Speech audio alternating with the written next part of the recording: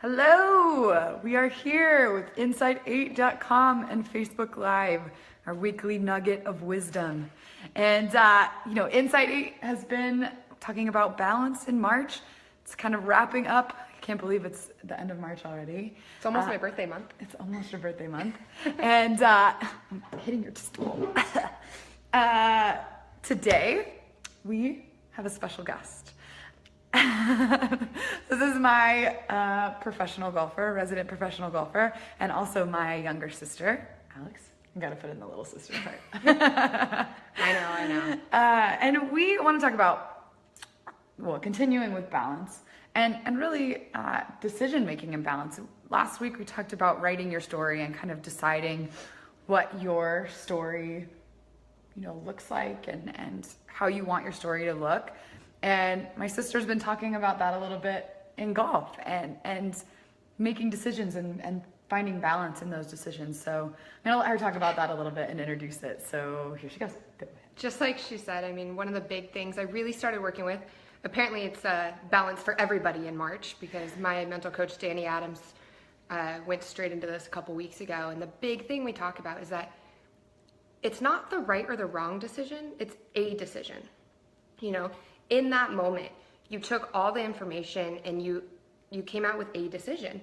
On the golf course, it's one of the big things. It actually came about, I was telling him a story. I was playing a par 5 right on the Atlantic Ocean, and in that moment, the decision was to cut the corner, and it was probably not the right decision, but it was a decision, and I ended up on the beach. So it's the first time I ever touched the Atlantic Ocean. I was playing from the beach on a par 5. But in that moment, that was the decision that I made, and looking back on it, it wasn't the right or the wrong decision. If I had hit a better shot, it might have had a better result. So I would have thought it was the right decision, whereas the result wasn't perfect. And so looking back, I think it's the wrong decision, but it's not. It's a decision I made, and that's we can't judge it based on our outcome. Exactly. In that moment, the thought process, all the information, all the details came in, and I made a decision. And that's kind of the big thing that Danny has me thinking about, because he calls me Little Miss Certainty a lot, because I want to know the outcome of everything. Don't we all want to know the right answer? Right? On the golf course, I want to know if hitting this 8-iron up over this tree is going to work, and I think it is. Usually, the college coach probably hated that, but, and in life, it's the same way, when I moved to Vegas, it's a decision I made. I wanted to be closer to you, for one, and it's not the right or the wrong decision. Right? Today, it feels like the wrong decision, because it's 30-mile-an-hour winds and miserable. Yeah, so cold. Oh, man. But other days, it's 80 degrees and beautiful, and I get to play great golf, and feels like the right decision, but it's a decision. Yeah. What's coming to mind for me is, it's like when you want to address something with someone, you maybe have a problem or you want to talk to them about it. I'm the worst about this. I know where you're going. And you go through all the possible scenarios of what they could say. It's they could respond like this, and then I'd say this, and then they'd say this, and it's this hypothetical conversation in your head about. And then after all the decisions, it does not go any way you thought it was going to go. Or you don't even address it because you just assume worst case scenario. Yes, absolutely, and that's a huge thing. And you're not happy.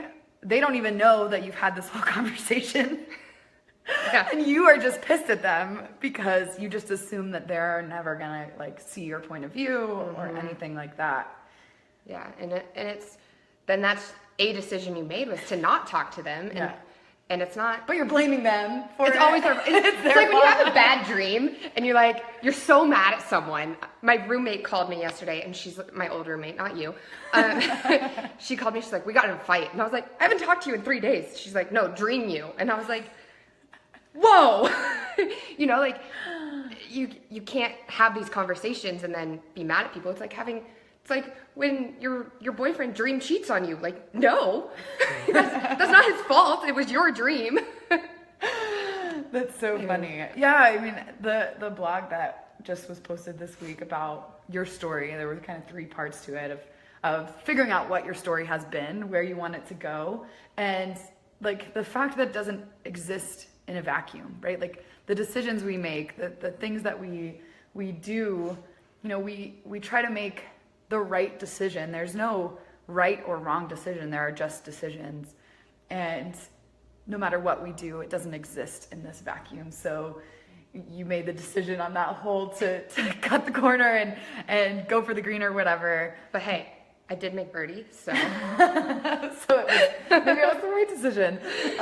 No, but like there could have been a wind, or the grass caught your club or whatever, right? Like it doesn't exist in this sort of vacuum. There's so much But other then golf stuff would be going so on. easy.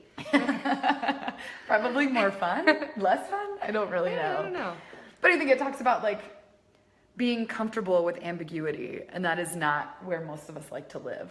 Yes. Like being comfortable with uncertainty, being comfortable with like, I don't know how this is gonna turn out, and I'm just gonna go for it because this is a decision that I think is best for me right now.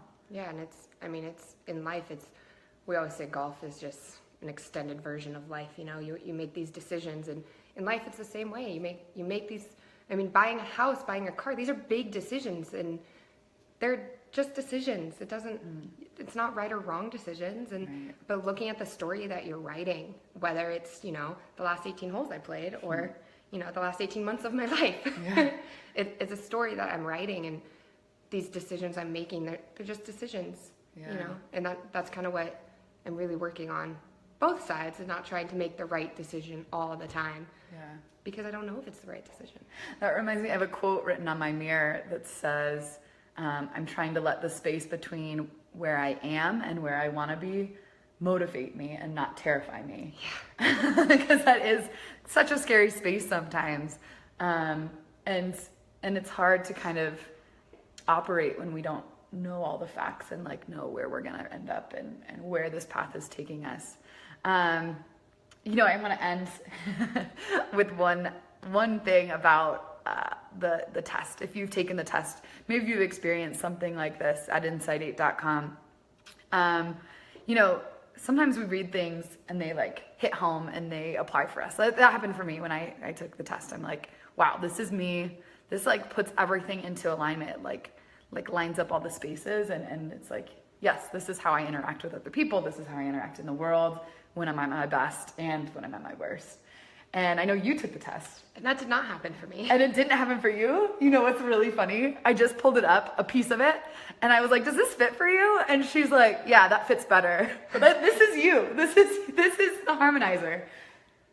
Then what was it that I didn't like about it? You got hung up. There's one piece about spirituality, and you got hung up on that one piece. That really bothered me. Because she like answered, no, this spirituality, not for me, no. And so the whole test, she like threw it out because of this one line that said spirituality, but not, it doesn't, which is funny because what it actually says, let me see, it says spirituality, or being spiritual without making it life's focus, which is funny because, talking about decision making and being right or wrong and being spiritual, it's sort of like, is there a right way or a wrong way, and kind of being comfortable with sort of this ambiguity, or being like comfortable with the center. But I think it is an important point of kind of almost in a way like throwing out the baby with the bathwater or whatever. Like you saw that one word of spiritual or transcendence and was like, no, this doesn't fit for me at all. And that can happen, like reading this, it's getting at our core motivations and values and things we maybe have never, maybe in a way that we've never thought about it before, that we're like, oh, this isn't right, this is wrong, and maybe like looking back on it, like how does it fit for me? And what I showed her today, without showing her like the name of it or anything, was just the chart that's like when I'm at my best or when I'm at my worst, and how it fits. That fits for her. Mm-hmm. And that was really a big piece that fit for me the best in my test results as well. So I don't know, that's something to think about as you go forward. If you've taken the test, did it fit for you? Did it not? Was it right or wrong, I guess?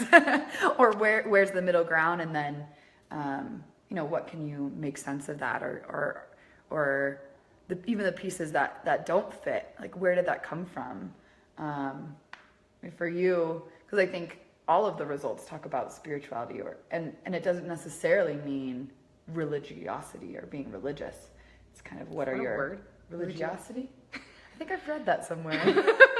Religiousness? I don't know. I'm gonna be totally a made doctor. sense. I'm gonna be a doctor. I make up words and that's fine. When I make up words, it's not fine? No, you're just a golfer. You're just Fine. all right. Well, today was a good day. Always is. And even though there's crazy winds and we were gonna hit balls today and we can't anymore. Good, I won't get beat. She's really good at long drive. Yeah.